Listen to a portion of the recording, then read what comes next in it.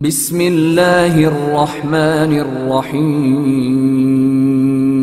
اعوذ باللہ من الشیطان الرجیم بسم اللہ الرحمن الرحیم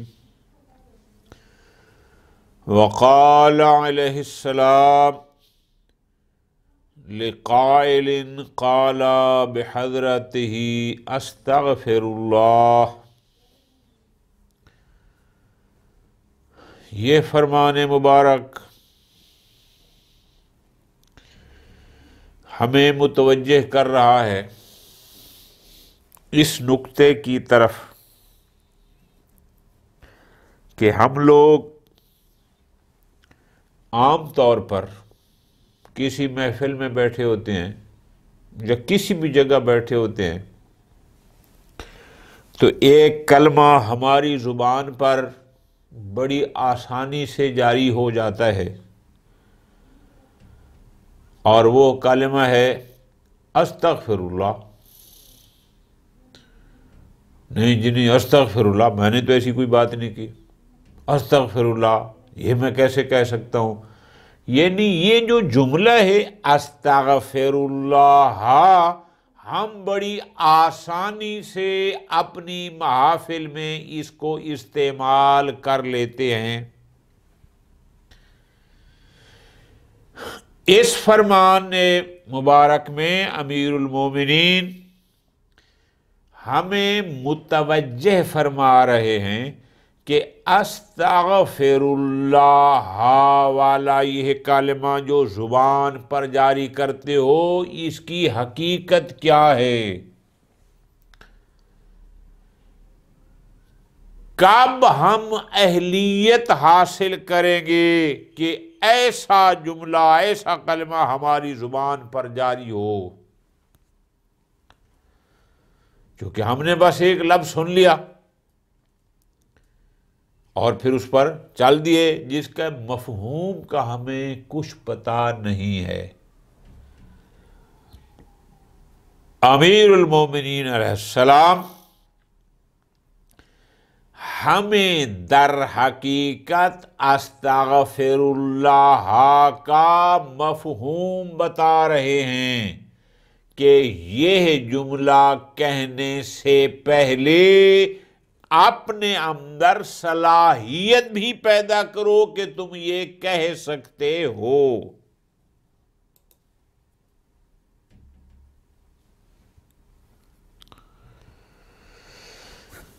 قال علیہ السلام لقائل، ایک شخص کو کہ قال بحضرت ہی، جس نے جناب کے سامنے یہ کہا کہ استغفر اللہ، اس نے یہ اپنی زبان پر جاری کیا. امیر المومنین علیہ الصلوۃ والسلام نے اس کی زبان سے جب یہ سنا تو فرمایا ساکلت کا امو کا. یہ جملہ عربی میں ہوتا ہے، زبان میں ہوتا تھا کہ تیری ماں تیرے ماتم میں روئے، تیری ماں تیرا سوگ منائے، یہ اس معنی میں استعمال ہوتا تھا. امیر المومنین نے بھی یہی فرمایا ساکلت کا امو کا. اتدری مل استغفار، کیا تو جانتا ہے، کیا تمہیں معلوم ہے کہ استغفار کیا ہے؟ بہت توجہ. یعنی تو نے جو اتنا کہہ دیا کہ استغفر اللہ، امیر المومنین فرماتے ہیں کیا تو یہ درک کرتا ہے، یعنی تو یہ جانتا ہے، اتدری اس بات کو جانتا ہے، تمہیں علم ہے، مل استغفار کہ استغفار کیا ہے. تو جو کہہ رہے استغفر اللہ تو تمہیں معنی استغفار، مفہوم استغفار کا علم ہے یا نہیں ہے؟ امیر المومنین فرماتے ہیں الاستغفار درجۃ العلیین،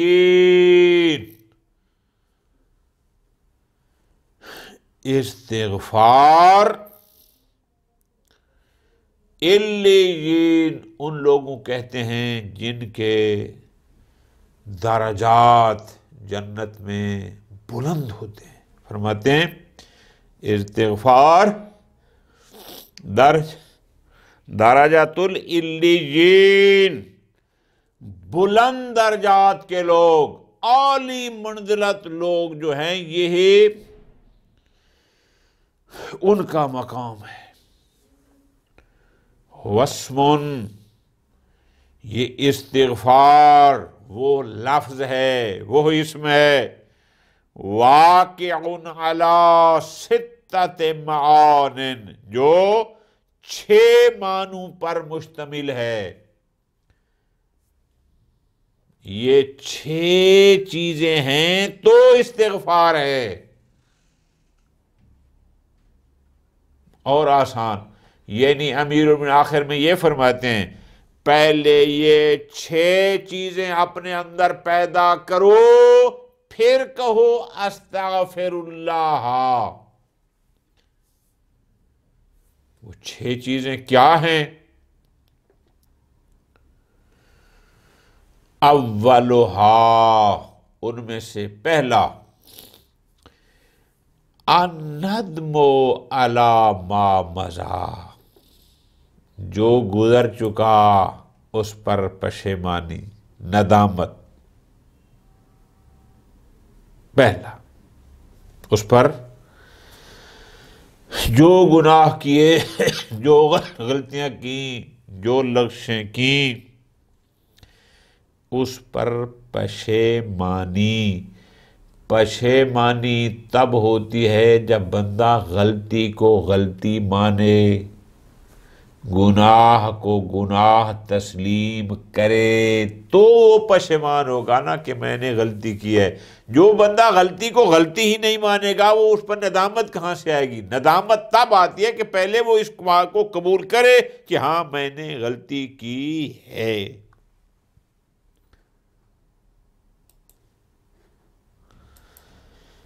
والثانی، دوسری چیز، اب دیکھو نا جی، استغفار سے پہلے یہ چیز اپنے آپ میں پیدا کرنی ہے کہ اپنی غلطیوں کو غلطیاں تسلیم کر کے اس پر ندامت کرنی ہے بارگاہ الہی میں کہ میں نے یہ غلط کیا ہے، میں اس پر نادم ہوں. ایک. نمبر 2، العزم، عزم، پختہ ارادہ ہو. کس پر؟ علی ترک العود الیہ، کہ دوبارہ اس کی طرف کبھی نہیں جاؤں گا، ابدا، ہمیشہ. دوسری چیز کیا ہے استغفار کے لیے؟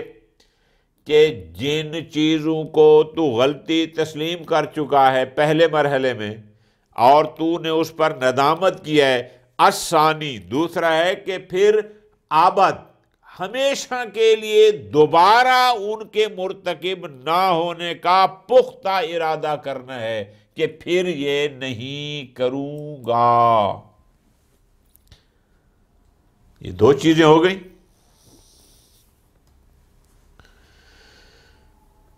الثالث، پھر تیسرا، فقط اتنا بھی کافی نہیں، ان تؤدی الی المخلوقین حقوقہم، لوگوں کے حقوق ادا کر، جن جن کو لوٹا تھا ان کے مال واپس کر.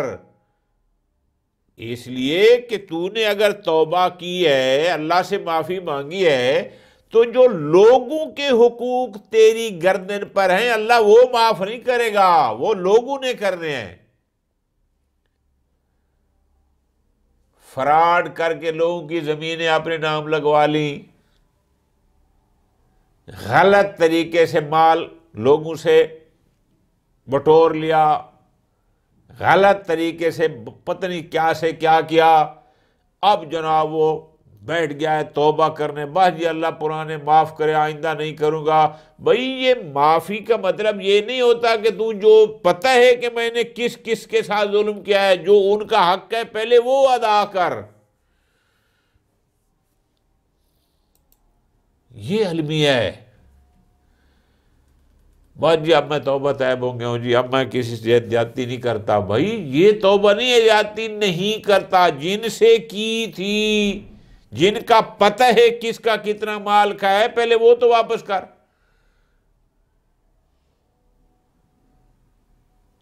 اللہ کا اپنا ایک نظام ہے، وہ اپنے حقوق تمہیں معاف کرے گا، لوگوں کے حقوق اللہ معاف نہیں کرے گا. لوگوں کے حقوق یا لوگ لیں گے یا معاف کریں گے. لوگوں کے حقوق ادا نہیں کرتا اور کہتے جی میں نے توبہ کر لی، اس کو توبہ نہیں کہتے. تیسری چیز امیر المومنین فرماتے ہیں ان تؤدی الی المخلوقین، اللہ کی مخلوقات کے حقوق ان کو ادا کر. جس کا جو حق تیری گردن پر ہے اس کو ادا کر. حتی تلق اللہ، حتیٰ کہ تو اللہ کی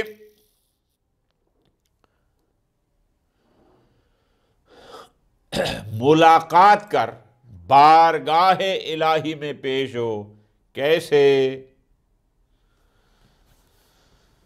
سبحان اللہ، املسا،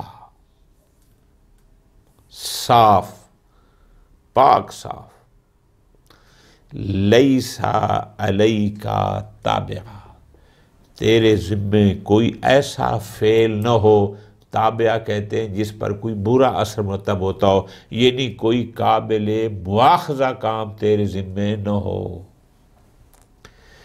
جس کا جو حق دینا تھا وہ حق، پہلا مرحلہ کیا تھا؟ اپنی غلطیوں کو غلطی تسلیم کرتے ہوئے ندامت. دوسرا مرحلہ آئندہ کبھی بھی نہ کرنے کا عزم، پختہ ارادہ. تیسرا لوگوں کے حقوق ان کو ادا کر، تاکہ جب تو بارگاہ الہی میں پیش ہو تو املس، پاک دامن ہو، صاف دامن ہو. تیرے ذمے کسی کا کوئی ایسا حق، کوئی ایسا فعل نہ ہو کہ جس کا تم پر مواخذہ ہو، ایسی کوئی شے نہ ہو. ٹھیک ہو گیا جی. خوب آگے فرماتے ہیں الرابع، یہ 3 ہو گئے. ندامت ہو گئی، آئندہ نہ کرنے کا پختہ ارادہ ہو گیا. نمبر 3، لوگوں کے حقوق بھی ادا کر دیے. ٹھیک. ان تعمدا الی کل فریضۃ علیک ضیعتھا. تعمدا یا تقصدہ، تعمدا یعنی اب تو متوجہ ہو، قصد کر، تہیہ کر. الی کل فریضۃ علیک، ہر اس چیز پر جو تیرے اوپر فرض تھی، ضیعتھا، اور تو نے اس کو ضائع کر دیا. یہ لفظی ترجمہ ہے. مراد کیا؟ اب تو متوجہ ہو کہ اللہ تبارک و تعالی نے تیرے اوپر کیا کیا واجب کیا تھا، ضیعتھا، جس کو تو نے ترک کر دیا، چھوڑ دیا، جن کو تو نے انجام نہیں دیا. فَتُعَدِّ حَقَّهَا، اب ان کا حق ادا کر. مراد کیا کہ ان کو مکمل طور پر. کتنی نمازیں چھوڑی تھیں، کتنے روزے نہیں رکھے تھے، حج واجب تھا نہیں کیا تھا، اور کیا کیا میرے ذمے شرائع احکام شرعیت ہے جو میں نے بجا نہیں لائے. اب ان کی طرف متوجہ ہو، کیا کیا نہیں کیا تھا، جو اللہ کے فرائض تیرے ذمے تھے، ضیعتھا، اور تو نے ان کو ضائع کیا، یعنی ان کو انجام نہیں دیا. اب چوتھا مرحلہ ہے فَتُعَدِّ حَقَّهَا، اب تو ان کا پورا حق ادا کر، مکمل طور پر بجا لا. صحیح نمازیں پڑھ، صحیح طریقے سے روزہ رکھ، صحیح طریقے سے حج کر، یا جو دیگر واجبات تیرے ذمے ہیں. اب یہ 4 مرلے ہو گئے، ندامت ہو گئی، آئندہ نہ کرنے کا عزم، لوگوں کے حقوق ادا کر دیے، جو اللہ کے واجبات دیگر اس کے ذمے تھے ان کو بھی کما حقہ بجا لائے۔ ابھی استغفار کا مرحلہ نہیں آیا، اب کیا کرنا ہے جی؟ الخامس، نمبر 5 یہ مرحلہ ہے، ان تعمدا الی اللحم، اب تو ذرا متوجہ ہو اپنے اس گوشت کی طرف، یہ جو گوشت پوش، یہ جو تیرا اتنا بڑا جسم ہے، الذی نبتا علی سحت، سحت کہتے ہیں مال حرام کو، نابتا یعنی بڑھنا، نشو و نما پانا۔ اب تو متوجہ ہو اپنے اس گوشت کی طرف، الذی نبتا جو نشو و نما پاتا رہا ہے، علی سحت مال حرام پر، وہ جو آج سے پہلے حرام کھا کھا کر یہ جو تیرا اتنا سارا گوشت تیرے اوپر چڑھا ہوا ہے، اس کی طرف متوجہ ہو۔ پھر کیا کروں؟ فَتُذِيبَهُ عَذَابَ يُذِيبُ، یعنی اس کو ضائع کرنا، ختم کرنا، یہ ہوتا ہے عذاب الثلجا، یعنی برف کو پگھلا دینا، مراد وہی ہوتا ہے۔ فَتُذِيبَهُ، اب اس کو تو پگھلا۔ کیسے پگھلاؤں اس گوشت کو جو میں 2 ڈھائی 3 من کا میرا وزن ہو چکا ہے، رشوت کھا کھا اور مال حرام سے؟ فرماتے ہیں فَتُذِيبَهُ، اس گوشت کو پگھلا۔ کیسے؟ بالاحزان، احزان جمع حزن کی، یعنی غم سے، غمگین ہو کہ میں نے زندگی میں، یعنی آج سے پہلے میں کیا کچھ کرتا رہا اور کیوں کرتا، اتنا غمگین ہو کہ تیرا یہ گوشت اس غم کی وجہ سے پگھل جائے، کمزور ہو جا، نحیف ہو جا۔ کتنا؟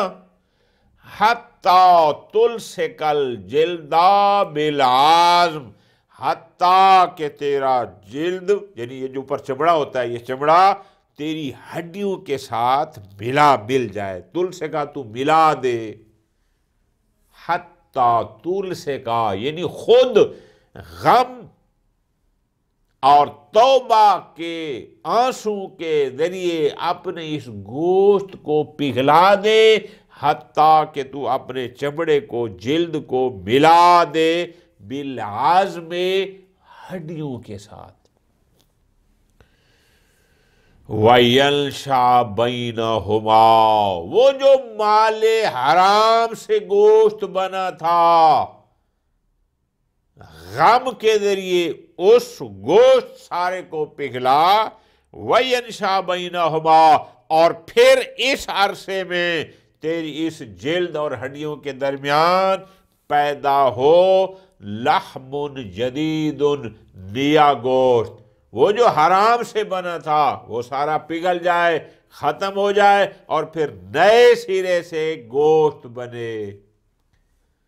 یہ ہے 5واں مرحلہ۔